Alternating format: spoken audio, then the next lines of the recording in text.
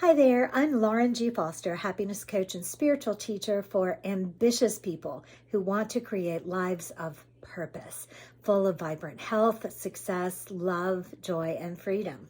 Be sure to like and comment and share and subscribe if this message speaks to you and you would like to stay with me on this beautiful path and learn more about all the wonderful ways that we are learning to create our lives on purpose.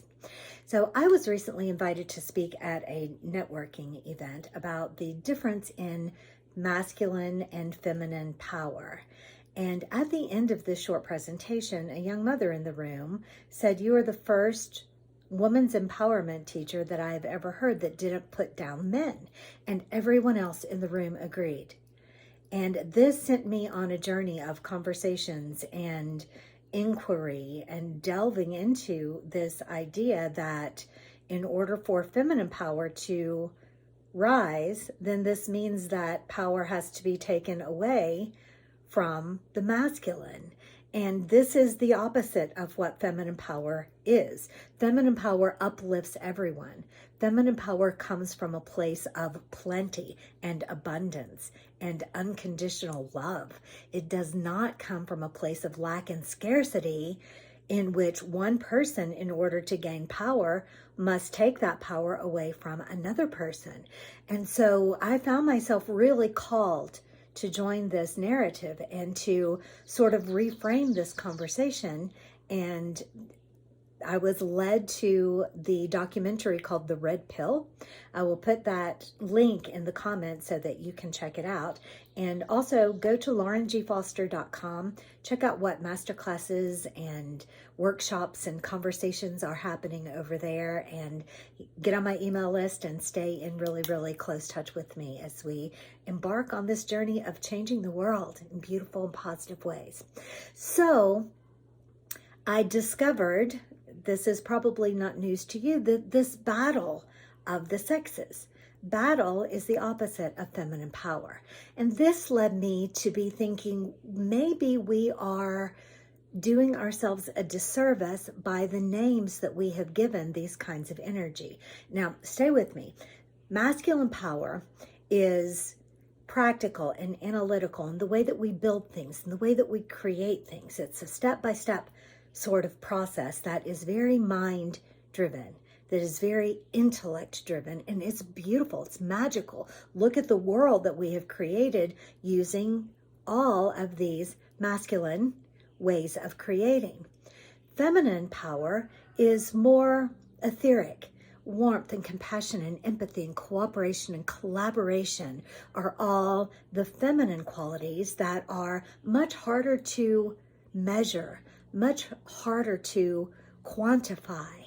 So what if we were, instead of calling this masculine power and feminine power, we called it mortal power and magical power? Because we all have access to both. Think about it in this way. Is a beautiful, gentle, feminine, dainty woman not capable of creating empires, of building buildings, of being so practical and analytical and being an engineer and being in all of these ways of being that are step by step that we create in this mortal world? Absolutely not. By the same token, a strong, powerful, masculine man, engineer, who is able to create in very practical and analytical ways, is he incapable of gentleness and kindness? Is he incapable of uplifting another human with compassion and empathy? It's ludicrous, right? So let's experiment with banishing these gender-based names for these types of energy. So each and every one of us has the power and the access to the mortal power and energy of creating. Dr. Claire compares this to building a house, right? Using our mortal power to create in these very practical, step-by-step analytical ways. And we also have access to the magical powers of warmth and nurturing and tending and compassion, right? We all have access and the ability to bring to the table collaboration and cooperation and unconditional love.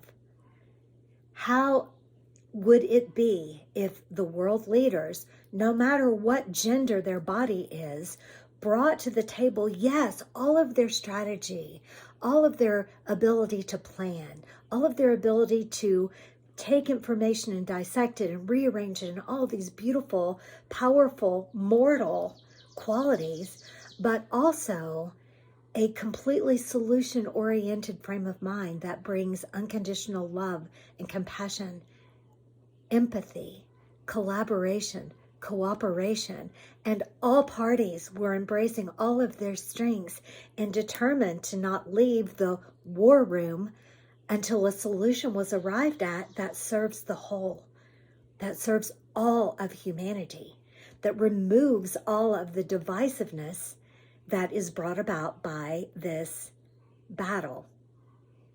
So the red pill is very much about the strife that has been created by the feminist movement and the male rights response to the feminist movement, and it's disturbing. I found myself very upset on behalf of everyone involved, and I would really love to be a voice that changes this narrative, that understands that in order for women to have power, there's no reason to be taking it away from men, that this is the opposite of what it is that we wish to create in this world.